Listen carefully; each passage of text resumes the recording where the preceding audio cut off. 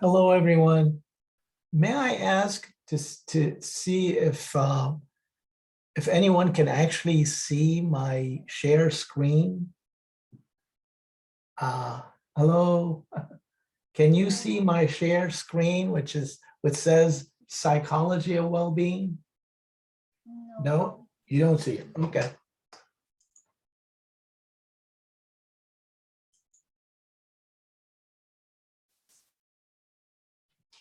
How about now? Yeah, we can see it now. You Yes, can- now Jess. Okay. Yes, Great. we can see.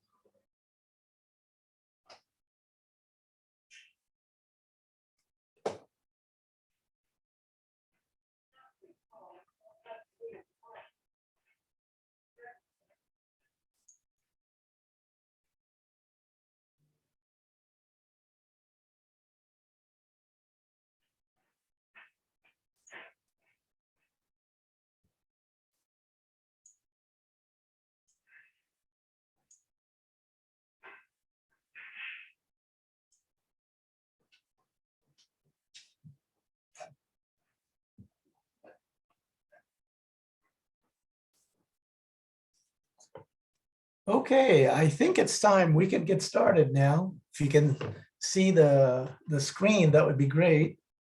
So we got a confirmation that you can see the screen. So welcome everyone. This is the Psychology of Wellbeing course.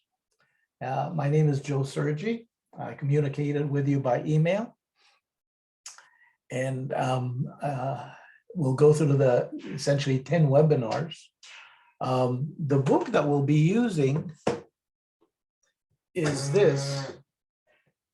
So in essence, it's as you can see, it's a thick book.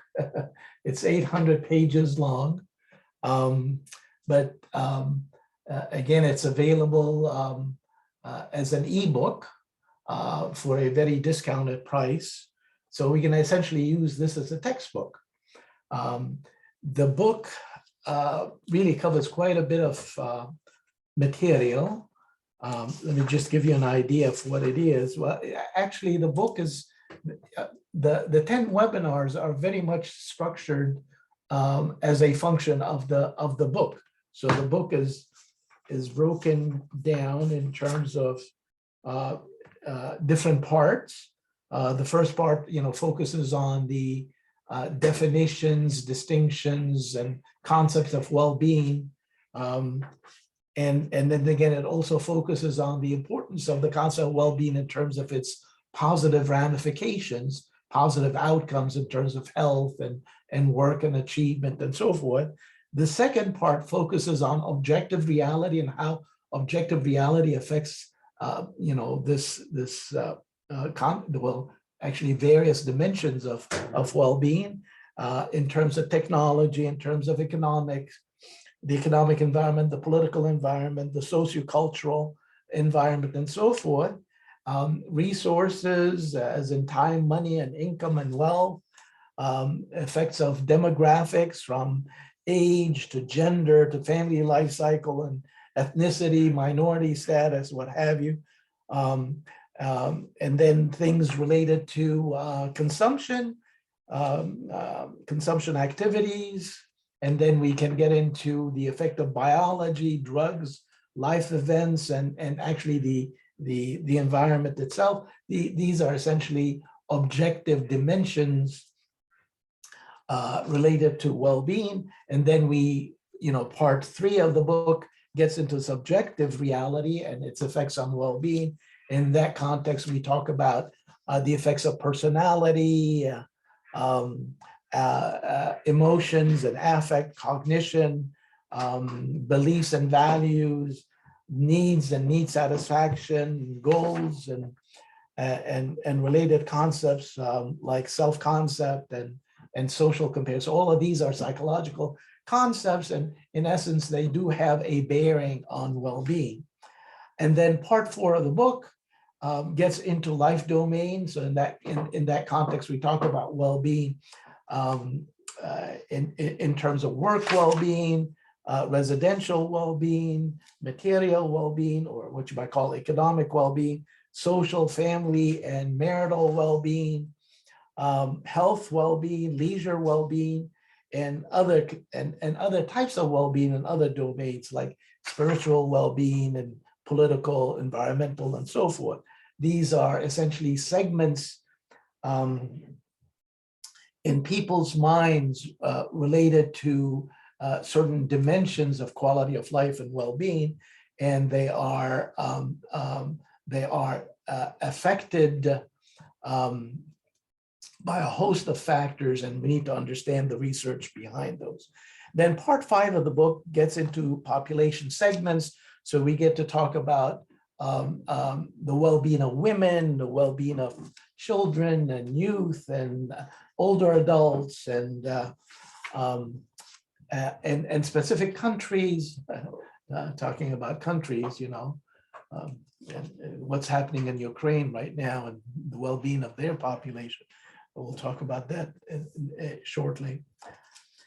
And other kinds of specialty populations. And then finally, the epilogue part of the book, you know, gets into integrative models of well-being. And again, that in essence, the last webinar that we'll have. So that's the book. For those who are essentially registered as certified, meaning that you're seeking certification, you will get the ebook automatically. And I'm sure that Jill Johnson, the executive director of ISCOLS, shared with you the code in order to get the ebook. For those who are auditing the course, again, you may be able to get, if you're interested in the book, you may be able to get it also at a significant discount. The book is, you know, because its thickness and its hardcover, it's $200 and something. But when you get it as an ebook, it's discounted to something like $54, again, US dollars.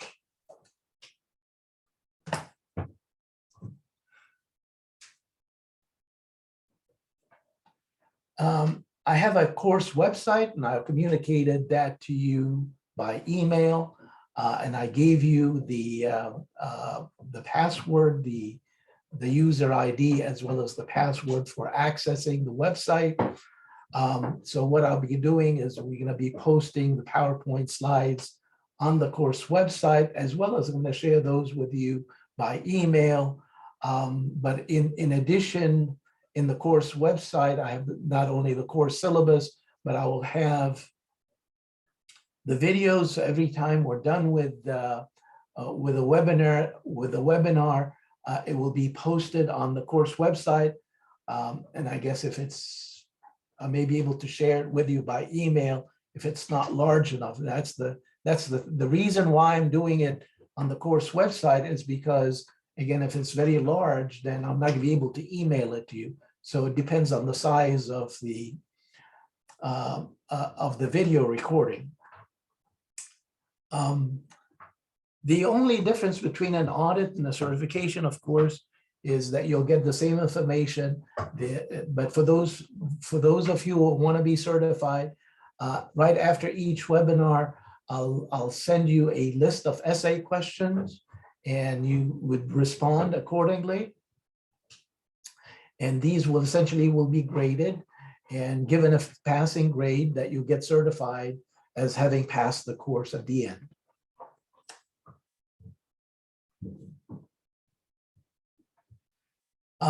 Before we go on, and you're talking about Ukraine and what's happening in the world today, especially you know, I would like to share with you a moment of silence. A moment of silence to mourn. What are we mourning? We're mourning the loss of life in Ukraine. We're mourning the loss of democracy.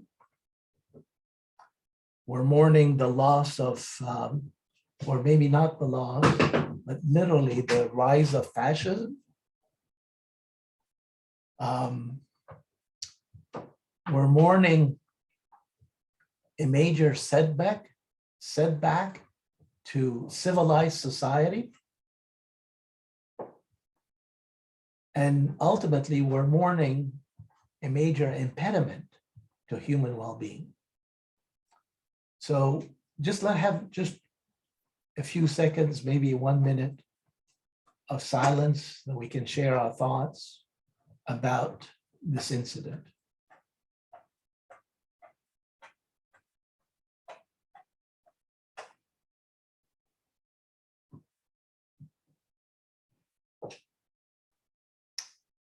Okay. Let's talk about course logistics before we get started. I'm going to be using the PowerPoint slides, and I'm sharing those PowerPoint slides with you. So for those who feel comfortable, going through the webinar, and you can activate your own PowerPoint slides and you take notes on the PowerPoint slides, that would be a good thing. I usually do that when I attend webinars. I don't know exactly what's your modus operandi, but if you do that, that would be a good way to do it, to take notes.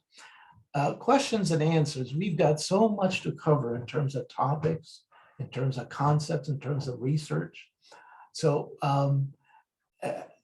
may I ask you to hold off whatever questions you have and literally type your questions in the chat room.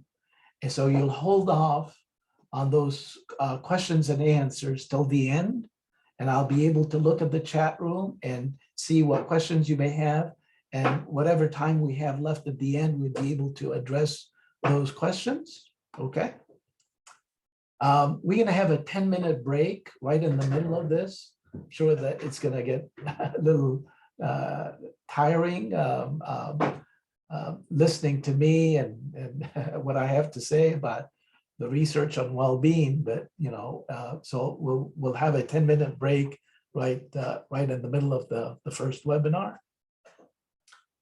And I hope that we'll be able to finish all the slides, but again, in the event that we don't, you have the PowerPoint slides. If you have any questions about those slides that we were not able to cover any in any thorough way, then you can ask whatever questions you may have. Or if you have the book, of course, then you'd be able to read the book, and that would be a good substitute.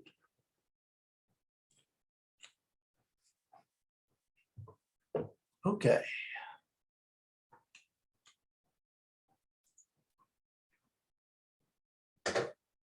So you see the first slide, and it shows you the cover of the book, and it deals again with the research on happiness, subjective, interchangeable terms that we used in relation to well-being. We talk about subjective well-being. Subjective, it really captures the psychology of well-being. Perceived quality of life, life satisfaction, domain satisfaction, positive emotions, psychological well-being, positive mental health. All of these are interchangeable terms or interchangeable concepts, but there are definitely distinctions, and we'll talk about those distinctions. But again, we're talking about the umbrella, the overall umbrella of the concept of well-being, and again, these are interchangeable terms that we will be using.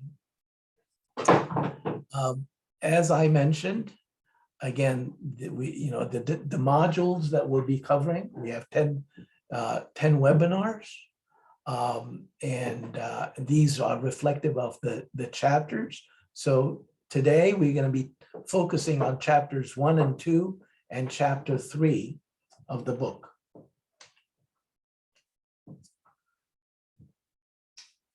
Okay. I have my dog in my office. I want to get him out because he's chewing on a bone, and the bone is making quite a bit of noise. Just 1 second. Come on. Out.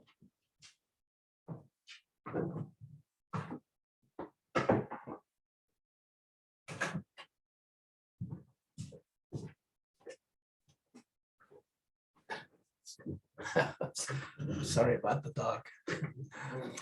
Okay, let's start out with this idea of happiness. Philosophers have addressed the concept of happiness again, throughout the centuries. So, I mean, you can go all the way back to Greek philosophers and talk about Aristotle and Socrates, and they've been talking about happiness and writing so much about it. So we know so much about happiness. So we'll start out with the philosophical foundation of the concept of happiness. Again, happiness is interchangeable with well-being or quality of life. So again, at least in my mind, these are very interchangeable terms.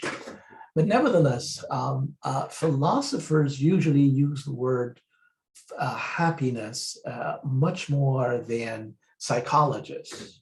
So let's start out with that, because what psychologists have done in terms of treating the concept of well-being is they use the philosophy of well-being as a foundation to develop the different constructs of well-being, psychologically speaking. So understanding the philosophical basis is very important. And as philosophers made a distinction between three concepts of happiness: psychological happiness, prudential happiness, and perfectionist happiness. So again, in the context of philosophy, these are very clearly three distinct types of views or schools of thought related to happiness, i.e. well-being, of course. So what do we mean by psychological happiness? In psychological terms, it translates to what we call hedonic well-being. And we'll try and understand the concept of hedonic well-being. One of the gurus, or essentially the founding fathers of the field of subjective well-being, is Ed Diener, who just recently passed away, by the way.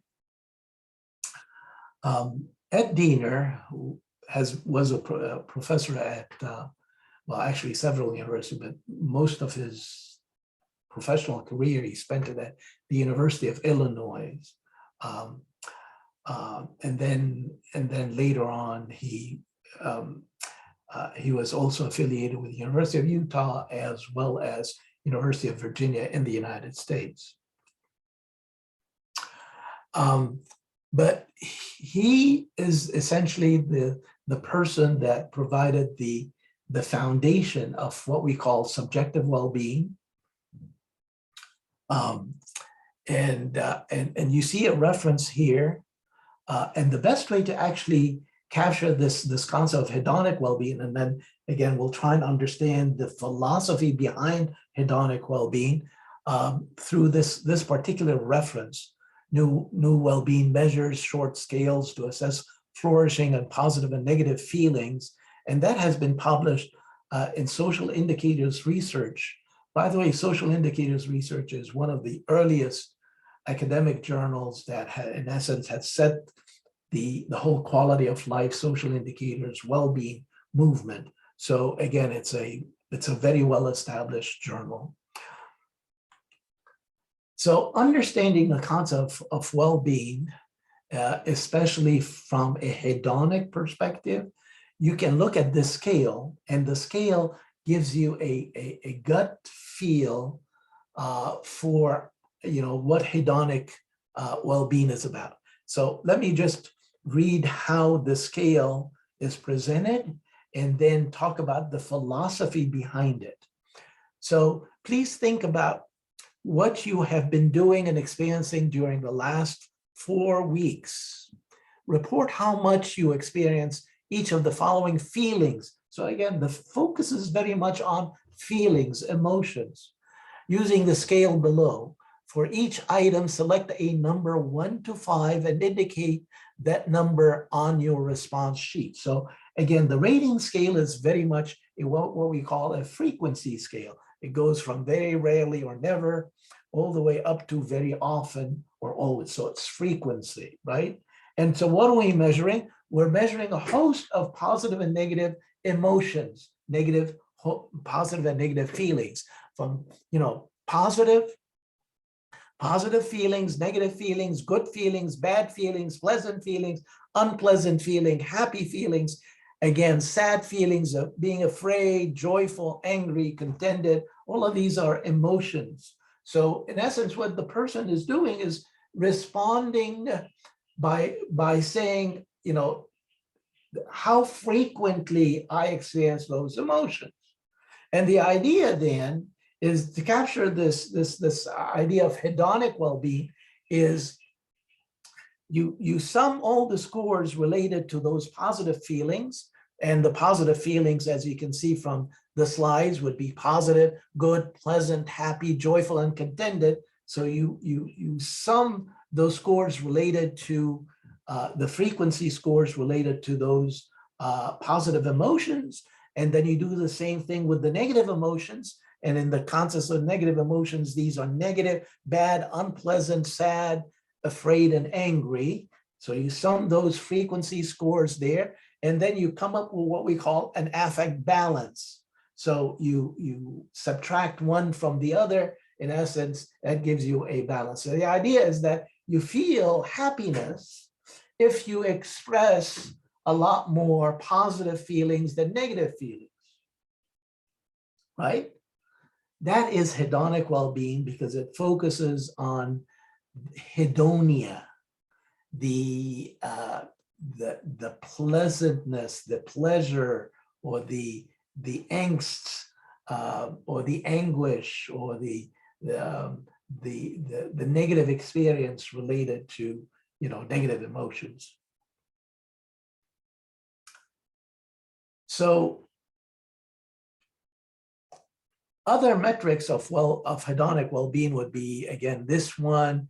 It's, again, you ask person to come up with a diary, and through the diary, the person, in essence, would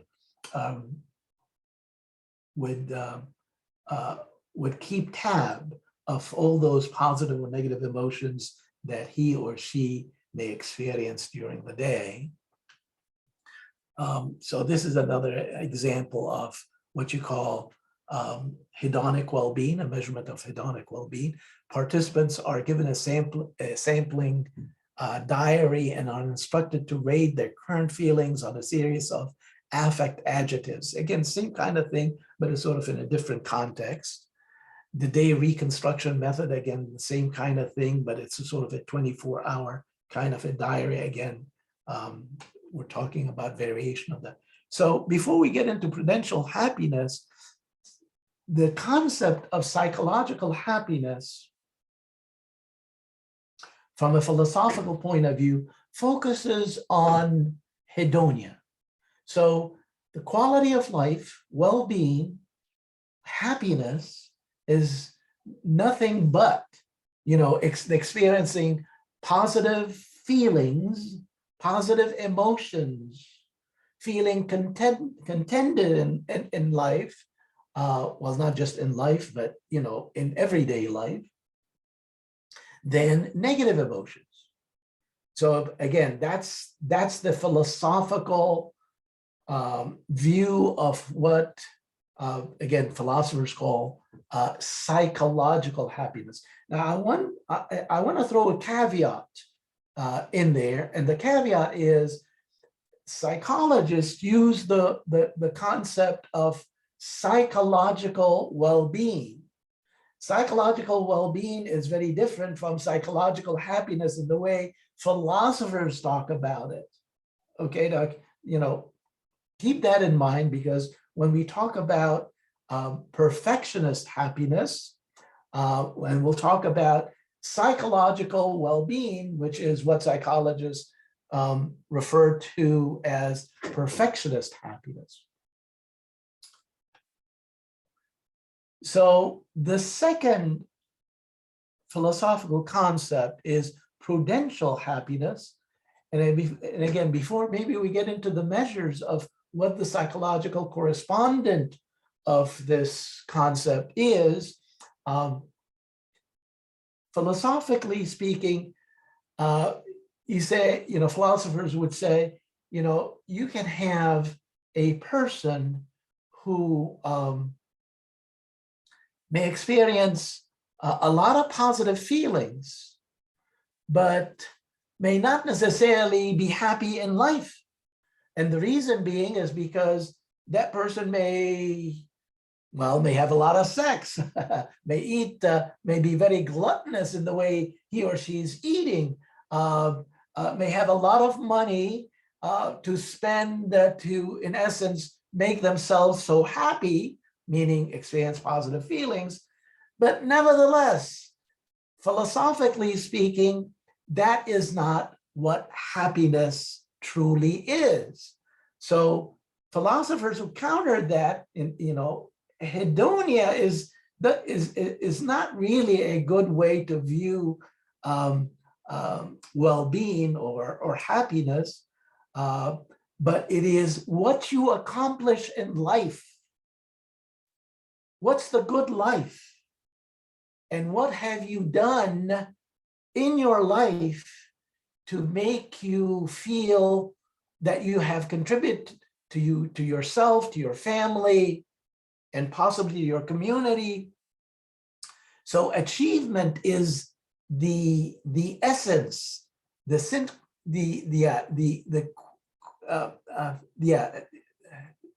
literally the imperative of what happiness is.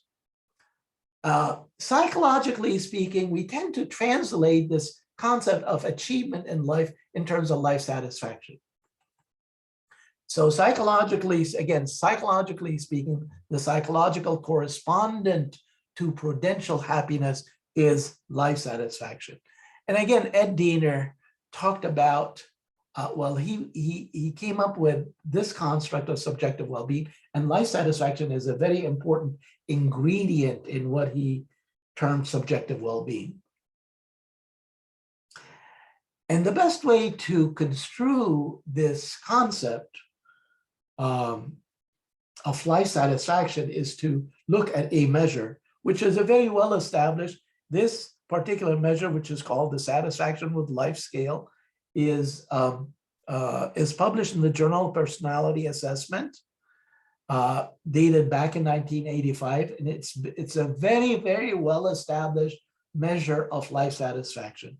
There's so many studies out there have used this particular measure, and look at the items. The measure is very simple. It involves 5 different items.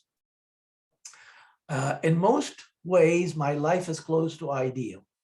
So what you do is you measure that on a what you call a Likert life scale, a Likert type scale, which is strongly disagree all the way up to strongly agree. And if you agree with a statement like this, that means that you have quite a bit of, you're satisfied with your life. In most way, my life is close to ideal. The conditions of my life are excellent. I'm satisfied with my life. So far, I've gotten the important things I want in life. If I could live my life over, I would change almost nothing, right?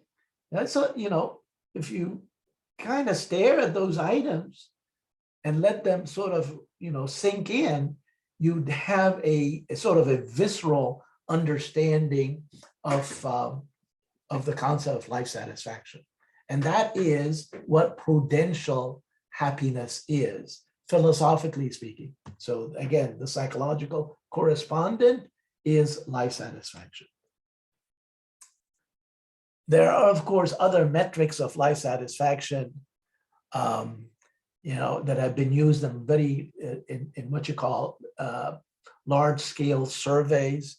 And this particular item is very popular. Thinking about your life, your own life and personal circumstances, how satisfied are you with your life as a whole, right? And the response scale is from extremely dissatisfied to extremely satisfied. And that is a very, very, very popular item in many large-scale social surveys. An offshoot of this life satisfaction business is what we call domain satisfaction. So the idea then is that how satisfied you are with your life at large is very much a function of how satisfied you are with different life domains.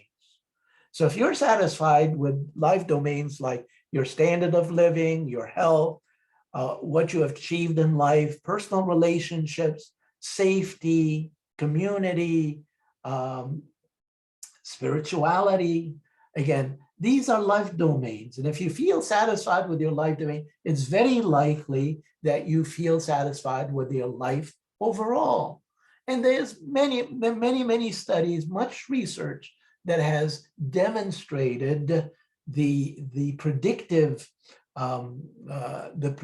validity of this type of scale on other types of global life satisfaction scales, like the one we just like this one here, thinking about your own life and personal circumstance, how satisfied you are with your life as a whole, right?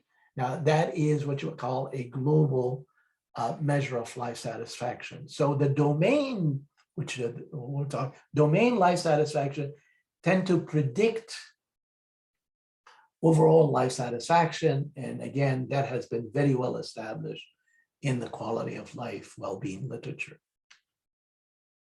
Okay, let's move on to talk about perfectionist happiness. And perfectionist happiness is a sort of a very different concept.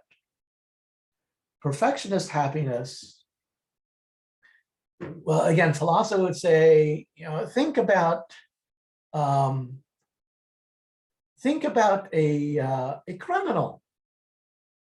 A criminal may amass so much resources, and again may be happy with, let's say, he was sort of the best mobster or the best gangster in town.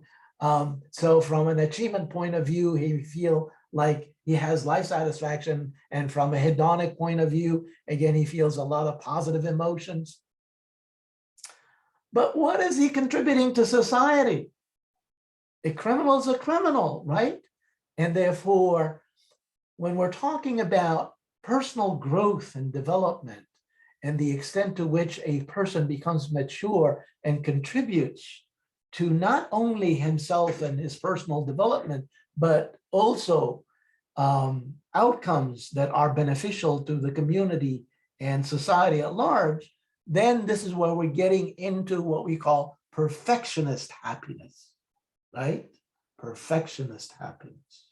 A very different concept, philosophically speaking. And again, the respective psychological concept that we have been dealing with to capture this, what we call perfectionist happiness, is, again, psychological terms, eudaimonia. Although eudaimonia comes from, it dates all the way back to Aristotle, because Aristotle is the one who came up with the concept of eudaimonia, the good life in terms of being virtuous, being brave, being compassionate, being forgiving, and so forth. That is the essence of eudaimonia. Sometimes it's hard to pronounce. This is, again, if you're having a hard time pronouncing eudaimonia, talk about it in terms of psychological well-being. And psychological well-being, the first person who have sort of captured this idea of eudaimonia, philosophically speaking, in psychological terms, is Carol Reif from University of Minnesota. And that was the sort of the seminal article that you can see from this reference. Happiness is everything, or is it? Exploration, the meaning of psychological well-being, published in one of the, again, the most elite journals in psychology, which is, of course, the Journal of Personality and Social Psychology, all the way back in 1989. So it is a seminal article by Carol Reif. And what she talked about in terms of psychological well-being is at least these 5 dimensions. And that is a person who experiences well-being in a eudaimonic sense, right? Perfectionist happiness sense, could be characterized in terms of those 5 dimensions. That person is autonomous, has positive relations with others, feel a sense of mastery in relation to the environment, his or her environment, experiences personal growth, and that person has a purpose in life. So I have in those slides some examples of items, psychological items that would capture those 5 dimensions in terms of autonomy, like I'm not afraid to voice my opinions, even when they are in opposition to the opinions of most people. Well, the person who endorse an item like this is likely to be autonomous, right? You know, would score highly on autonomy. I have confidence in my opinions, even if they are contrary to the general consensus, right? Autonomy. How about positive relations with others? Things like, items like, most people see me as loving and affectionate. I enjoy personal and mutual conversation with family members or friends, right? So you get the gist of what positive relations with others. Environmental mastery, the extent to which the person exert influence over his or her environment. I'm quite good at managing the many responsibilities of my daily life. That person has control, right? I generally do a good job of taking care of my personal finances and affairs. I am good at juggling my time so that I can fit everything that needs to be done. Again, a person that would endorse those kinds of items would score highly on what we call environmental mastery. Personal growth. I think it is important to have new experiences that challenge how you think about the world. I have the sense I have developed a lot as a person over time. Again, personal growth. Purpose in life. I am an active person in carrying out the plans I set for myself. I enjoy making plans for the future and working to make them a reality. I don't have a good sense. Now, this is what we call reverse coded. I don't have a good sense of what it is I'm trying to accomplish in life. Of course, a person would score that reverse. That means that person has low purpose in life. But that would give you an idea, again, what purpose in life is by focusing and understanding what those measurement items are.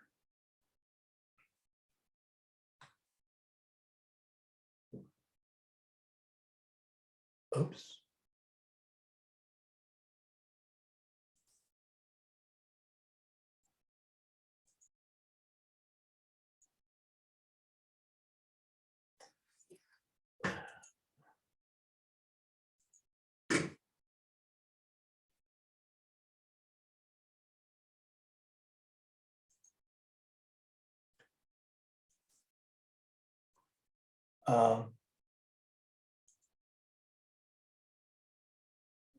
Some reason it bumped me.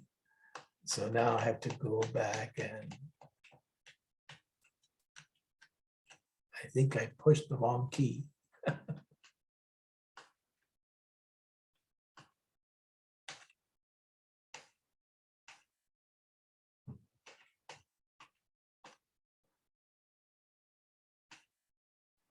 Okay, we're here.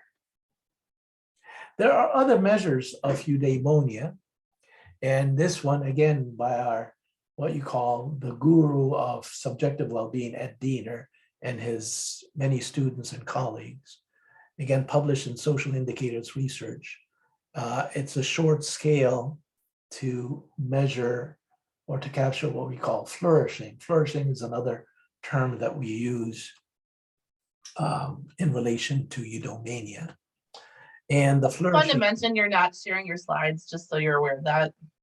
You just need to share your slides. Oh, I'm not. Oh, the. Yep, just click share screen. Thank you for the alert. Okay.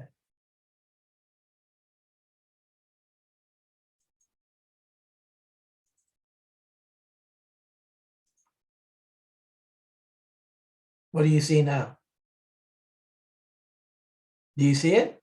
Yep, you got it. Okay, so that's the flourishing scale. Good. Thank you, Susan.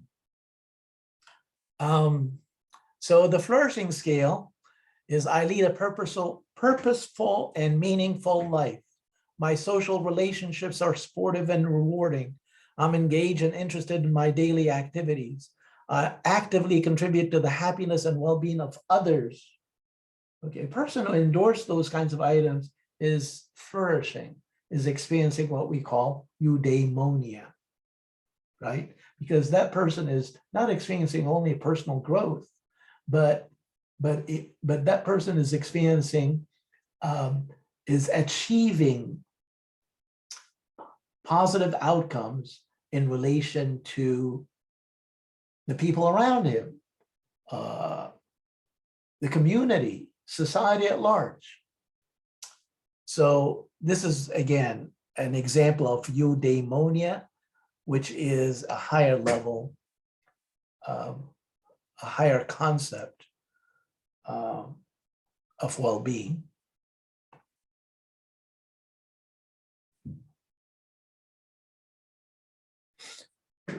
So as you can see, well-being can be construed in terms of different levels of analysis, from the micro level to the macro level, and the most macro level we talked about in the context of eudaimonia and social well-being. Social well-being is sort of the ultimate way of being a good person. A good person is not only a good person, but a good citizen, a good family member, a good community resident. That person contributes not only to himself in terms of personal growth and development, but also to the community at large. So that is social well-being. Recently, in 2019 and 2020, I actually wrote a book on that helps us put these different disparate concepts of well-being into some sort of integrative theory, and I call it positive balance. The theory of well-being and positive mental health. And again, the idea is to be able to understand those different concepts of well-being in terms of sort of a hierarchy. The hierarchy goes from the very physiological level to the emotional level, to the cognitive level, the metacognitive level, the developmental level, to the social ecological level. So it goes from the very micro to the very macro. And different concepts of well-being tend to be, can be construed, can be appreciated in terms of those different levels of analysis. Let's try and understand those some more. So at the very bottom level, at the very micro level, if you're talking about well-being, we can talk about well-being in the physiological sense, So what does that mean? Well-being in the physiological sense. It is at the physiological level, subjective well-being is construed as a preponderance, meaning it's so much of neurochemicals related to positive emotions. Now, what are those positive emotions? At the physiological level, these are, again, as neuroscientists have demonstrated over and over again through many, many studies, these are dopamine, serotonin, and oxytocin. These are the three major ones. There's not to say, I'm sure that neuroscientists say, well, there are other types of neurotransmitters that are involved in the hedonic experience of well-being, but these are the three main ones. So if you have a preponderance, meaning more of these positive neurotransmitters floating in your brain, so to speak, then you're likely to experience well-being. preponderance of those positive transmitters, neurotransmitters, more so than what? What are the negative neurotransmitters? Well, the negative neurotransmitters are essentially, well, the major one is cortisol,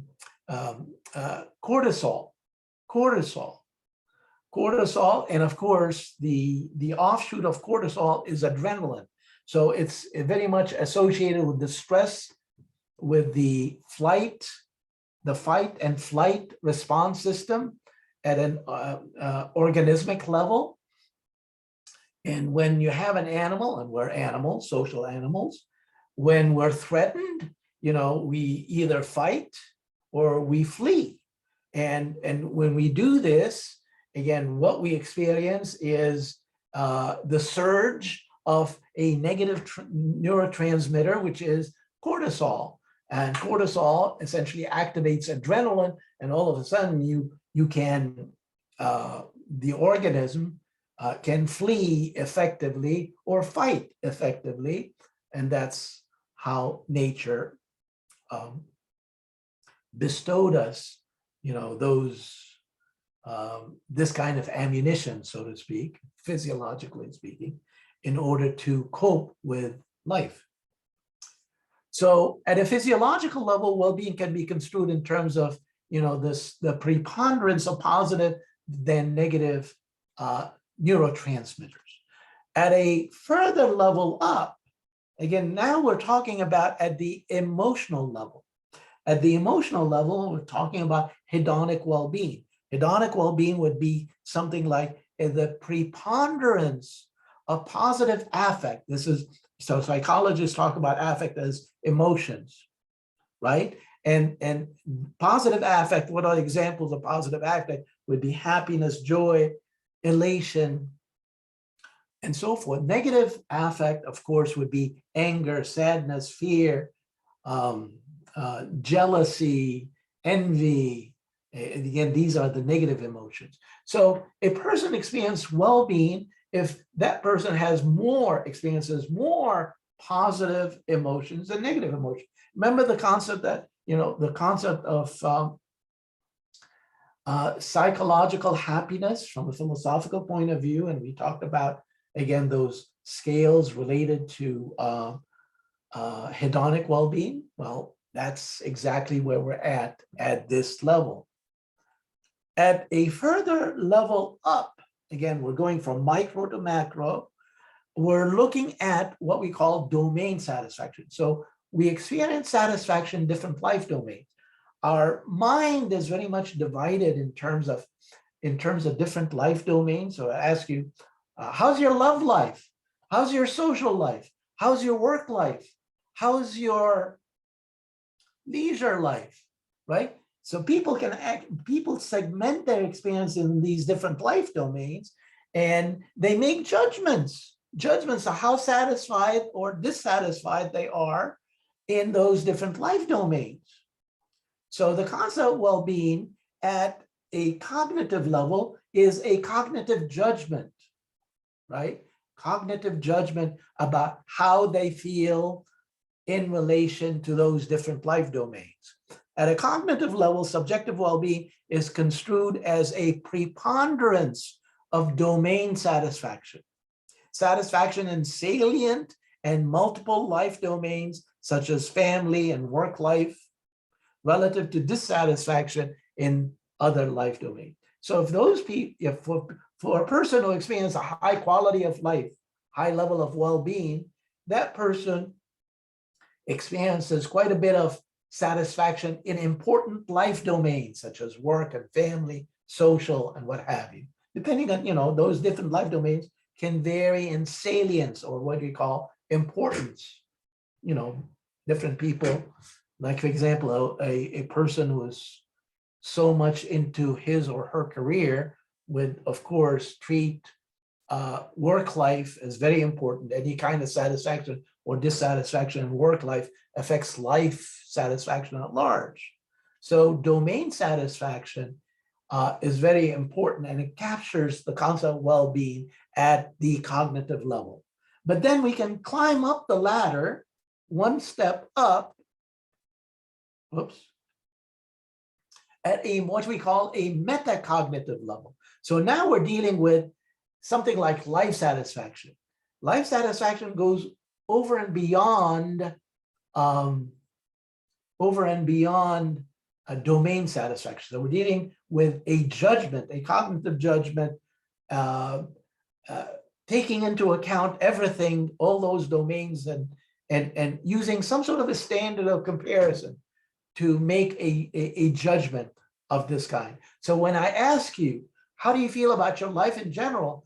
It's very likely to say, well, I feel happy, but I feel happy compared to my family members or my associates, or compared to my neighbors, or compared to, again, people in my age range, right? So the cognitive judgment is always relative to some sort of a standard of comparison. So if you make those kinds of judgments and you have a preponderance, right, of making those kinds of judgments, and these judgments become, they reflect satisfaction with life more so than dissatisfaction with life, then it's very likely you will be treated as, you have a higher level of quality of life than those people who would make those other kinds of judgments. So this is what we're talking about well-being at the metacognitive level. At the developmental level, now you're looking at a lifespan. And when you're looking at a lifespan, the concept of well-being takes a different form. And the definition that I came up with is as such. At the developmental level, subjective well-being is construed as a preponderance of what? Positive psychological traits like self-acceptance, personal growth, purpose in life, environmental mastery, autonomy, and positive emotions with positive relations with others. These are more enduring, much more trait-like characteristics. They are not ephemeral in the sense that they are transitory. If a person has those traits at the developmental level, this is what we talk about quality of life. This is what we talk about well-being. That person has a higher level of well-being if that person has those kinds of personal traits at the developmental level. And you notice that, again, this kind of concept is very much equivalent to eudaimonia, or perfectionist happiness. So again, you can see the concept of well-being taking a different form as you're climbing up the ladder from the micro to the very macro. But at the very macro is what we call social well-being, which is different from, again, being satisfied in your social life. Social well-being, according to psychologists, and again, there are sociologists among us, the notable person that I can think of who has set the stage for this concept of social well-being from a sociological perspective is Corey Keyes. He's a social psychologist in the sociological tradition. And he defined it, and the way I used his ideas to, again, articulate the concept of well-being at the social ecological level is, at the social ecological level, subjective well-being is construed as preponderance of perceived social resources, social acceptance, social actualization, social contribution, social coherence, and social integration relative to other social things as constraints in the form of social exclusion, ostracism, and the like. So social well-being, you take eudaimonia at a further level up at a, what you might call a community or societal level, and the extent to which the person accepts his responsibilities to his family, to his community, to society at large, the way he not only accepts those responsibilities, but acts on them in terms of, social contribution, social coherence, and social integration, the extent to which that person fits in the context of the overall community, the overall society, and makes a contribution accordingly. That is the ultimate form of well-being. And we call it social well-being. So, and at least in my mind, I was able to put together, again, those well-being concepts and order them in a model. And I was able to explain the connection between, how well-being at the physiological level explains or contributes to emotional well-being, cognitive well-being, metacognitive well-being, developmental well-being, and socio-ecological types of well-being. So you see those arrows that go up, and then how those arrows, different levels of well-being contribute, in a hierarchical fashion, downward as well as upward. So in my book on positive balance, I explain these links or these connections in some detail. So that's the gist of the 3 philosophical views of happiness. Let's take a 10-minute break now. And then the next thing is that we'll talk about the consequences of happiness.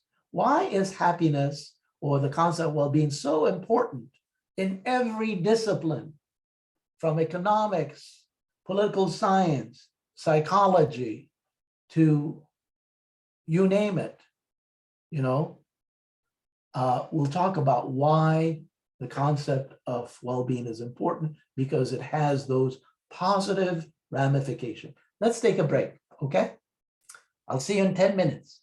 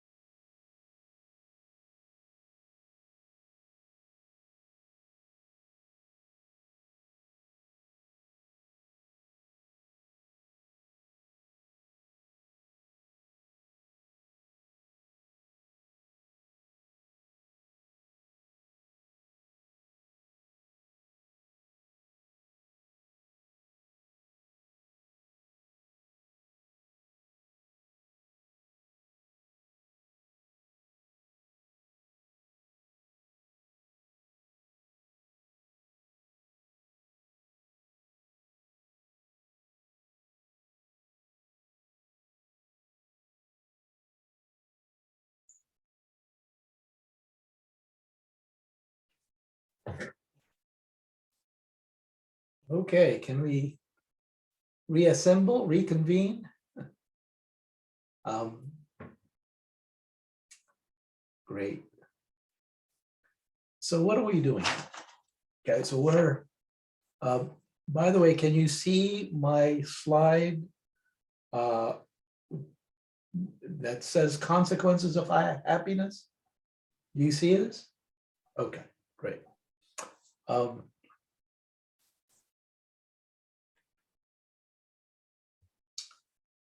So before we get into this,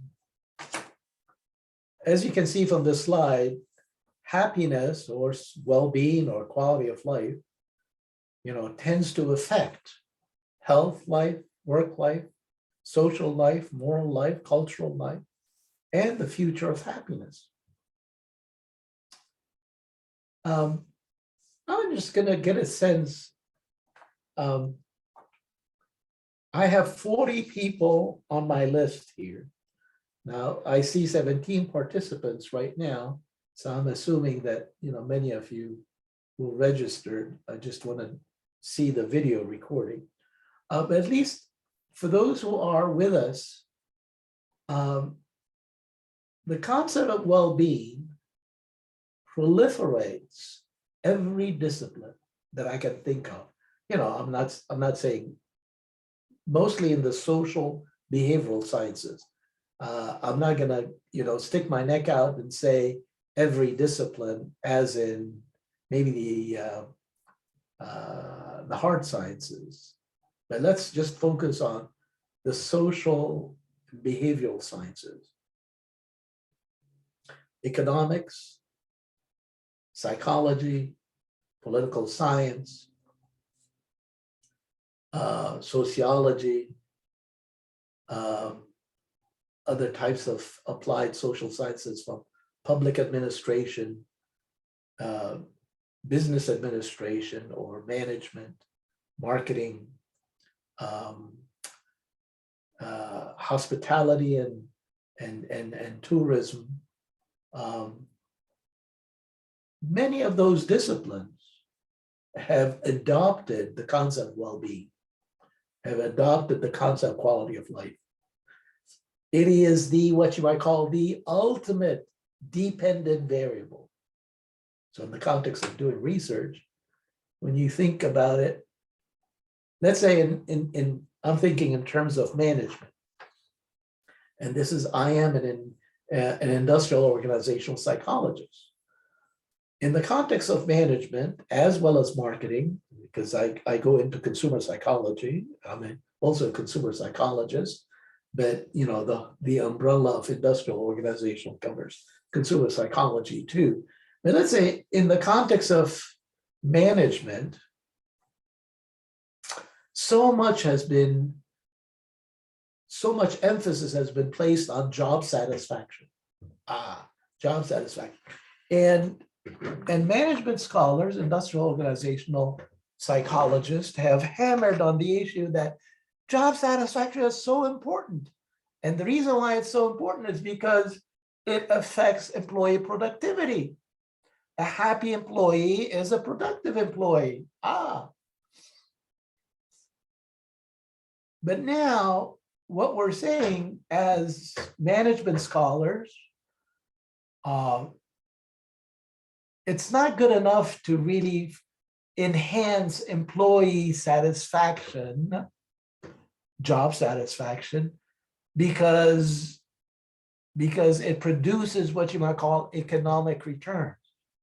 We're doing it, or we're advocating organizations to adopt the concept of well-being because it's the right thing to do. It is the moral thing to do.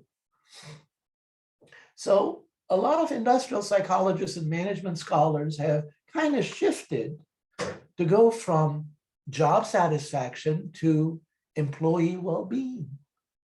And the idea then is to try and straddle these two concepts by figuring out, when we're talking about job satisfaction, making a person satisfied with his job or her job is good, of course.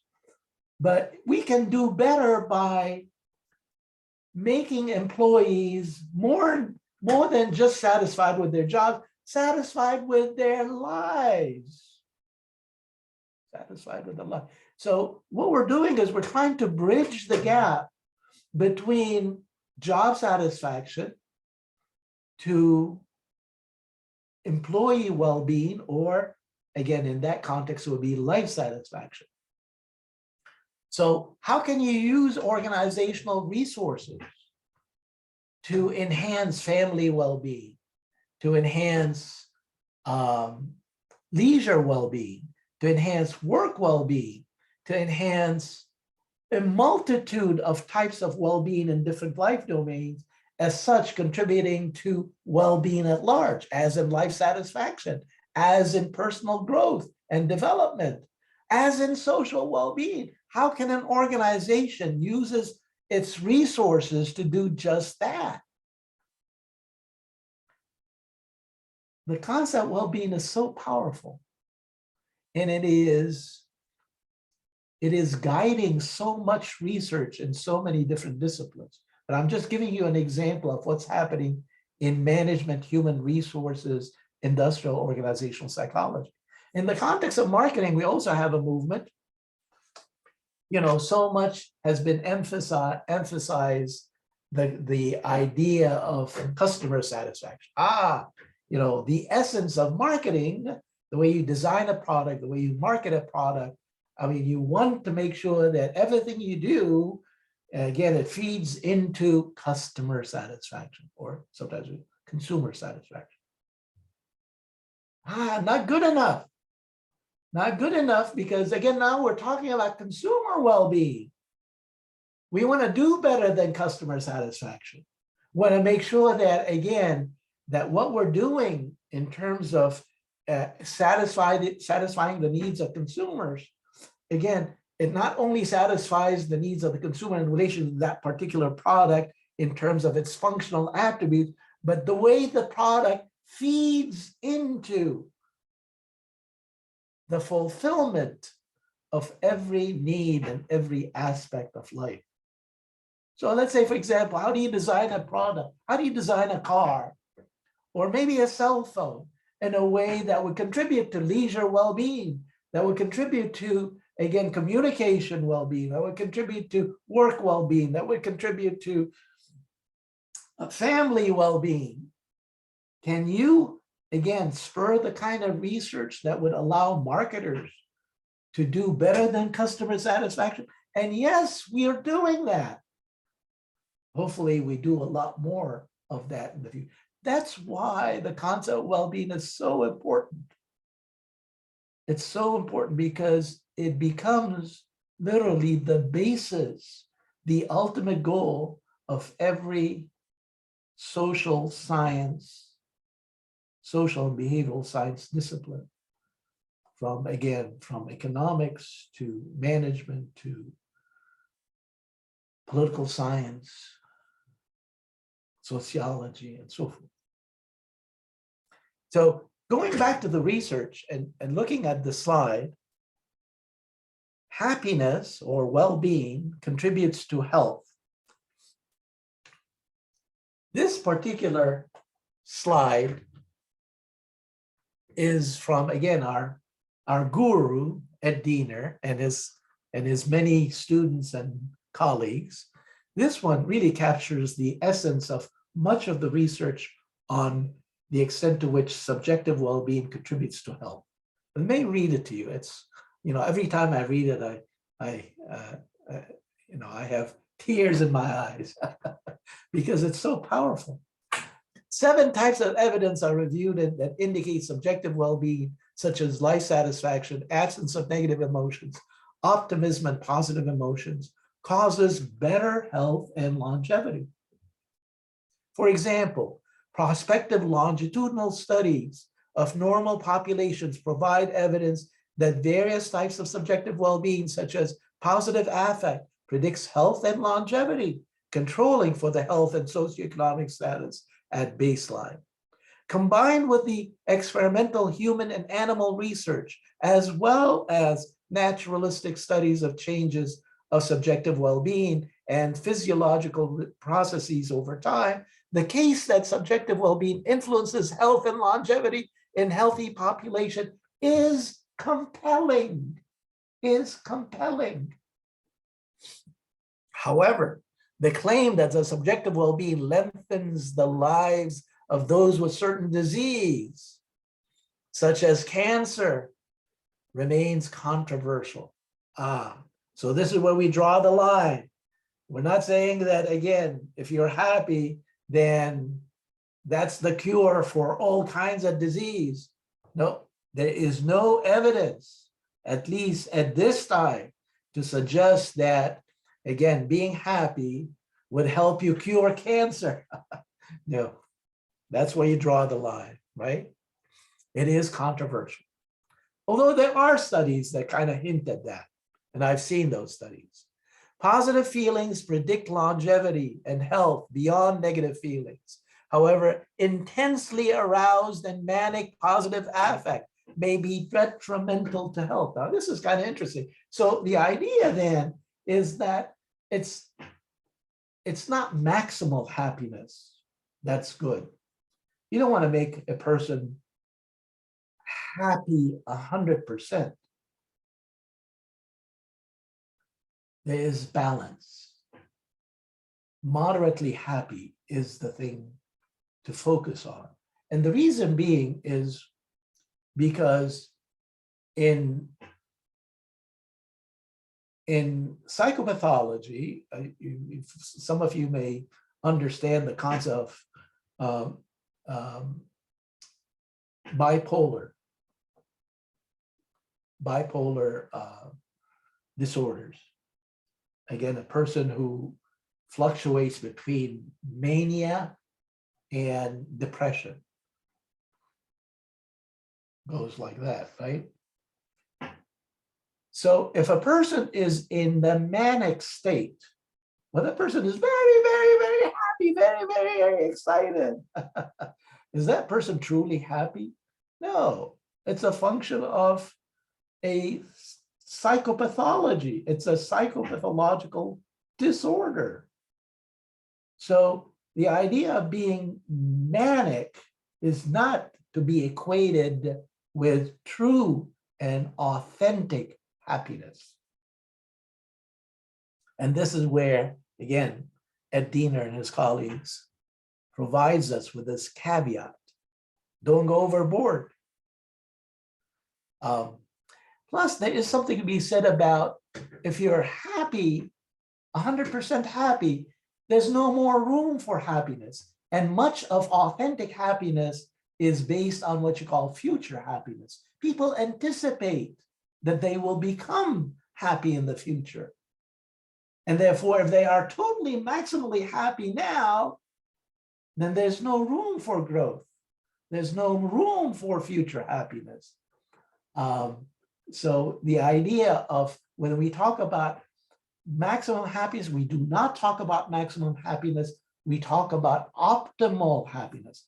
It is up to a point in which there may be diminishing returns on happiness and its outcomes. There are also, of course, many studies that have substantiated the positive effect of work, which you already talked about.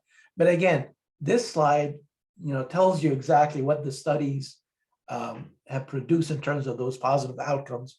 Employee productivity, job performance, higher pay, higher supervisors rating, personal achievement, long-term financial achievement, creative thinking and problem solving, organizational citizenship, greater cooperativeness and less conflict in group projects, lower rates of absenteeism and tardiness, lower turnover and accident rates. There's so much research that has substantiated, validated the impact of happiness, well-being on those things, on those outcomes. The same thing can be said in terms of, again, the social sphere, and that is an active participation in social activities and involvement in one's community. So a person who experiences a high level of subjective well-being is a person that participates in all kinds of social activities and is very much involved with community activities. And of course, being involved with community activities generates a higher level of community quality of life. Positive effects on, moral. So that's the moral dimension. Cooperation and ethical decision-making. Happy people tend to be much more cooperative. They tend to engage. They tend to make decisions that are quite ethical. They tend to engage in helping behavior. They tend to be much more altruistic than those people who are unhappy. They tend to volunteer more and contribute to their community a lot more. On culture, positive effects have been substantiated on generalized trust in others, trust in institutions, and democratic attitude. Talking about trust, my goodness, I mean, society and every societal institution, the efficacy of those institutions is very much based on trust. If people do not trust government, if they do not trust businesses that they transact with, then things stall. Things come to literally a halt. Things cannot be expedited without trust. And happy people tend to be more trusting, and therefore society at large functions better when people are more trusting. And talk about democratic attitudes. I hate to mention Russia, but right now, Russia is on my shit list. Excuse the French.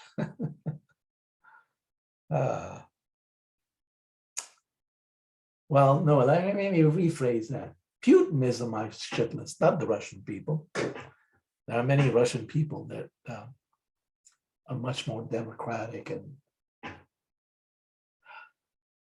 and yeah. Future happiness. Future happiness is also, so, talking about wealth.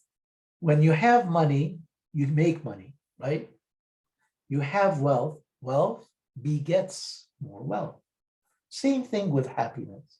If you're a happy person, it's very likely that you will be happy in the future, because, or maybe you're likely to be more happy, happier, right? Your well-being is likely to increase as a function of your current level of happiness. If you're miserable, it's likely to spiral down. If you're happy, then it's very likely to spiral upwards. And there's much research that substantiate this idea of a spiral upward happiness. But also in the clinical psychology literature, psychopathology, is that when a person becomes depressed and things go bad, things get worse and they spiral downwards all the way up to, well, very bad outcomes. Okay, well, I think we can stop at that. So next time, what we'll do in the next webinar, we'll start talking about objective reality and its effects on happiness. And this is what we're going to talk about, the effect of demographics as an age or gender or marital status. We'll talk about the effect of technology, the political systems. There are a lot of objective aspects of reality that impacts our feelings of well-being, whether it's hedonic well-being or again, prudential well-being or perfectionist types of well-being. So we'll talk about all of that next time. And in the meantime, what we'll do is, for those, I'm going to post the recording on the course website. And again, if it's manageable, I may be able to send the recording through email for those people who are not attending, at least didn't get a chance to attend this time.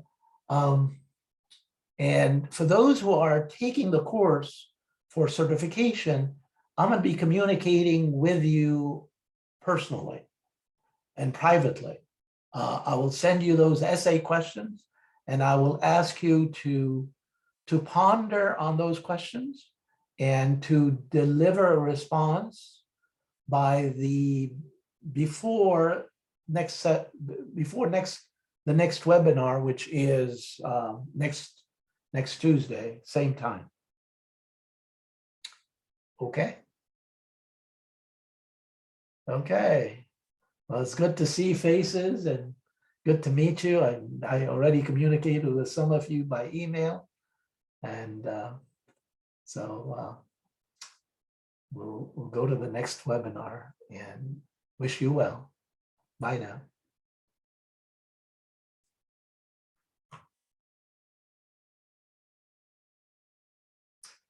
Oh, I'm sorry.